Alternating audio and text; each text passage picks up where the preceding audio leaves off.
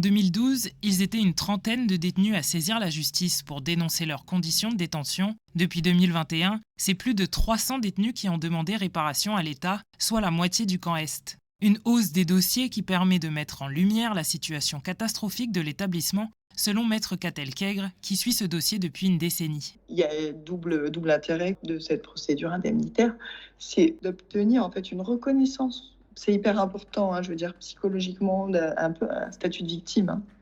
En fin de compte, même bien sûr, c'était des délinquants, ils ont fait quelque chose de mal, mais ils se retrouvent eux-mêmes victimes en fait du système parce qu'on ne les aide pas à en sortir, au contraire. Mais également, l'intérêt d'avoir une sanction élevée, eh bien, c'est d'interpeller les pouvoirs publics sur le fait qu'ils ne peuvent pas continuer comme ils le font, à incarcérer des gens dans des conditions indignes. Chaque détenu et ancien détenu qui a saisi la justice a donc perçu en moyenne entre 12 000 et 20 000 francs d'indemnisation par mois de la part de l'État. Une compensation financière qui ne résout cependant pas le problème de fond, selon Steven Carnicelli, officier greffe au camp Est, ni même le nouveau centre de Koné ou la future prison de Ducos s'avère être la meilleure solution selon l'agent. On nous avait dit avec Koné, avec 120 places, ça fera baisser l'effectif du CP.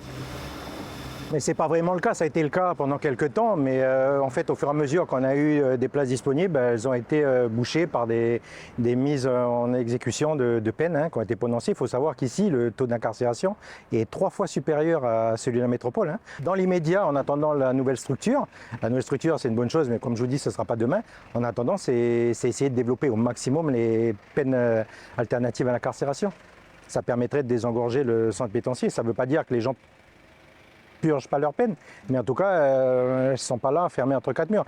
De toute manière, c'est pas une solution. Et plus vous faites de places de prison, de toute façon, et plus vous avez de personnes incarcérées derrière. Un constat partagé par Maître Catel-Kegre, qui va même plus loin en insistant sur une refonte nécessaire de la politique carcérale en Nouvelle-Calédonie. Ce qui serait intéressant, ce serait d'avoir une meilleure connaissance de la population pénale en Calédonie et surtout d'étudier, en fin de compte, peut-être mettre plus de bracelets, plus de peines alternatives, en fait. C'est prouvé dans d'autres pays qui ont mis en œuvre d'autres modalités d'emprisonnement, en fait. C'est des prisons ouvertes. Donc, pour sortir notre surpopulation carcérale, il faut développer, en fait, tout ce qui va être accompagnement des personnes délinquantes.